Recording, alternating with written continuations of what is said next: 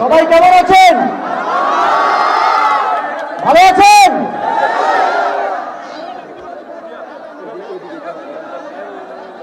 অনেক রক্তপাত, হাজারো শহীদ,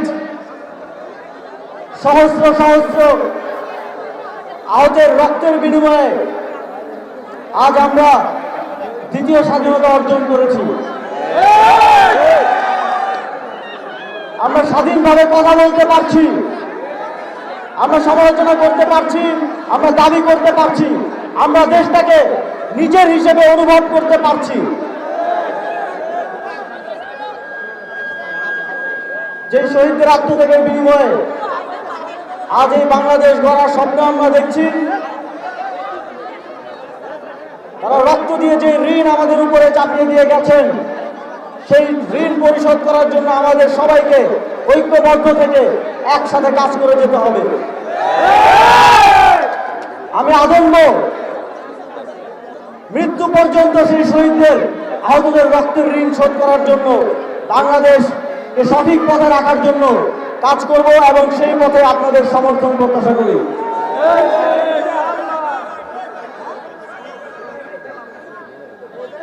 যে নতুন বাংলাদেশের কথা আমরা বলি, সেই নতুন বাংলাদেশ গড়ে তোলার জন্য আমাদের প্রত্যেকের যার যার জায়গা থেকে কিছু দায়িত্ব রয়েছে, কিছু কর্তব্য রয়েছে। আমরা যদি সবাই যার যার দায়িত্ব ঠিকভাবে পালন করি, তাহলে এই স্বপ্ন একদিন বাস্তবায়ন হবে ইনশাআল্লাহ।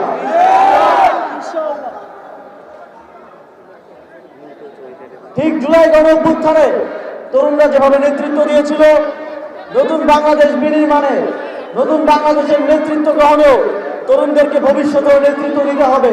আপনাদের সকলকে যার যার জায়গা থেকে নিজেকে প্রস্তুত করতে হবে ভবিষ্যৎ বাংলাদেশের প্রত্যেকটি সেক্টরে নেতৃত্ব গ্রহণ করার দায়িত্ব গ্রহণ করার জন্য।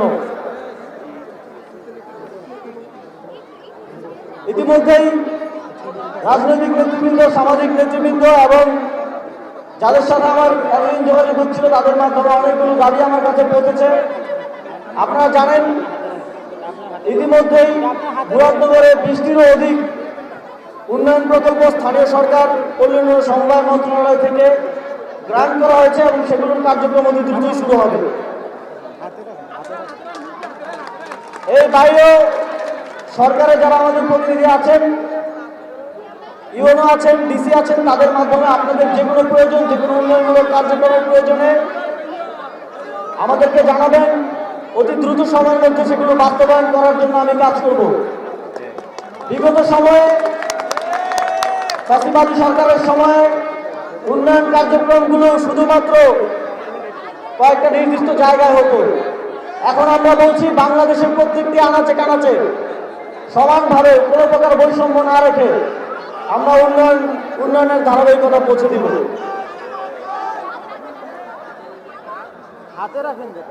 মুরাদনগরের খেলাধুলার দিক থেকে যে মিনি স্টেডিয়াম আছে, সেটা সংস্কারের কার্যক্রম ইতিমধ্যেই আমরা গ্রান্ট করেছি, খুব দ্রুতই সেটা শুরু হবে, আপনারা দেখতে পাবেন। এর বাইরেও প্রত্যেকটি শিক্ষা প্রতিষ্ঠানে, স্কুল, কলেজ, মাদ্রাসায় মন্ত্রণালয়ের পক্ষ থেকে ক্রীড়া সামগ্রী পৌঁছে দেওয়া হবে এবং মুরাদনগরের ক্রীড়াবিদদেরকে ক্রীড়াবৃত্তি প্রদানের উদ্যোগ নেওয়া হয়েছে। আপনারা জানেন, শিক্ষার দিক থেকে মুরাদনগর বাংলাদেশের যে স্ট্যান্ডার্ড, তার থেকে অনেক পিছিয়ে। আমাদের শিক্ষার হার 48%। সেটা উন্নীতকরণের জন্য আমি শিক্ষা মন্ত্রণালয়ের সাথে কথা বলবো। এখানে শিক্ষা প্রতিষ্ঠানগুলোর যে সমস্যাগুলো আছে সেগুলো সমাধানের উদ্যোগ নেব। তবে আপনাদেরকেও আপনাদের সন্তানদেরকে স্কুলে পাঠাতে হবে। মুরাদনগরের শিক্ষার হার আগামী 10 বছরের মধ্যে আমরা 100% দেখতে চাই। চিকিৎসা ব্যবস্থা সহ আরো সকল ধরনের নাগরিক সেবার দিক থেকে মুরাদনগর যে যে জায়গাগুলোতে পিছিয়ে আছে, সেখানে কনসার্ন মিনিস্ট্রিগুলোর সাথে, উপদেষ্টাদের সাথে কথা বলে সেখানে দ্রুত পরিবর্তন, দৃশ্যমান পরিবর্তন আনার জন্য আমরা কাজ করব।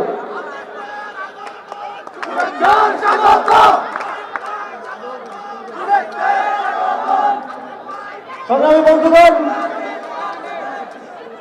মুরাদনগরে আপনাদের প্রতিনিধিরা আমাকে অনেক আগে এই সংগঠনের কথা বলেছে, কিন্তু আপনারা জানেন রাষ্ট্রীয় অনেক সংকট, অনেক দায়িত্বের কারণে সময় দিতে পারেনি। তবে আজকে আপনাদের মধ্যে এসে আপনাদের ভালোবাসা দেখে আমি অত্যন্ত আপ্লুত হয়েছি এবং আমার মধ্যে একটা আকাঙ্ক্ষা তৈরি হয়েছে, শুধু এই সরকারের দায়িত্বে থাকা অবস্থায় নয়, ভবিষ্যতেও যতদিন দেশের জন্য কাজ করব, আপনাদের একজন প্রতিনিধি হয়ে, আপনাদের একজন হয়ে যেন আমি কাজ করে যেতে পারি, সেজন্য আপনারাও আমাকে সমর্থন করবেন এবং সহযোগিতা করবেন।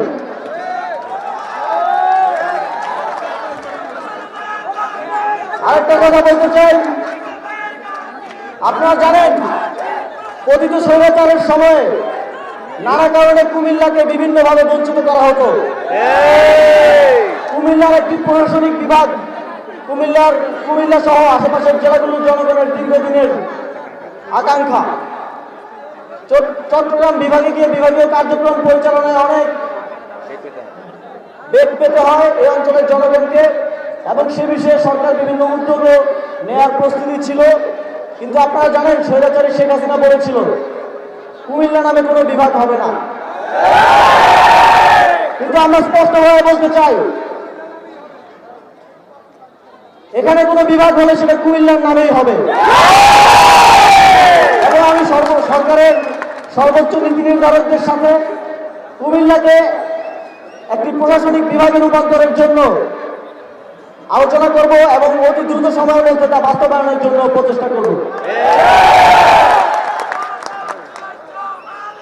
আপনারা জানেন বর্তমান বাংলাদেশের পরিস্থিতিতে অনেক ধরনের অভ্যন্তরীণ এবং বহির্গত ষড়যন্ত্র হচ্ছে। আমাদের অত্যন্ত দুঃখের সাথে বলতে হয়, আমাদের রাজনৈতিক দলগুলোর মধ্যে একটা বদ্ধমূল ধারণা জন্মেছে যে ভারতের আশীর্বাদ ছাড়া বোধহয় বাংলাদেশের ক্ষমতায় আসা যায় না। ফলে তারা যে ধরনের বক্তব্য দিচ্ছে তাই দেশের স্বাধীনতাকামী সার্বভৌমত্বের পক্ষের জনগণের জন্য অত্যন্ত কলঙ্কজনক এবং দুঃখজনক। আপনারা যদি মনে করেন ভারতের আশীর্বাদ ছাড়া এদেশের ক্ষমতায় আসা যায় না, তাহলে বলতে হয় শেখ হাসিনার থেকে বেশি কারোর প্রতি ভারতের বেশি আশীর্বাদ ছিল না। সেই শেখ হাসিনার কি পরিণতি বাংলাদেশের জনগণ করেছে তা খুব স্পষ্টভাবে আপনারা দেখতে পাচ্ছেন। আপনারা যদি ভবিষ্যতে সে ধরনের পরিণতির সম্মুখীন হতে না চান, বাংলাদেশের জনগণের ম্যান্ডেটকে এই ক্ষমতায় আসার একমাত্র উপায় হিসেবে অবলম্বন করুন, অন্য কোনো বহিরাগত শক্তির আশীর্বাদ নয়। বাংলাদেশের জনগণের ম্যান্ডেটই হবে যে কোনো রাজনৈতিক দল কিংবা সরকারের ক্ষমতায় আসার একমাত্র অবলম্বন। সর্বোপরি আপনাদের সকলকে আজকের এই গণসংবর্ধনা আয়োজনের জন্য এবং আমাকে আমন্ত্রণ করার জন্য ধন্যবাদ এবং অন্তরের অন্তঃস্থল থেকে ভালোবাসা, এবং ভবিষ্যতেও আপনাদের জন্য যেন কাজ করতে পারি সেই দোয়া এবং সমর্থন প্রত্যাশা করে আমার বক্তব্য এখানে শেষ করছি। ধন্যবাদ সকলকে।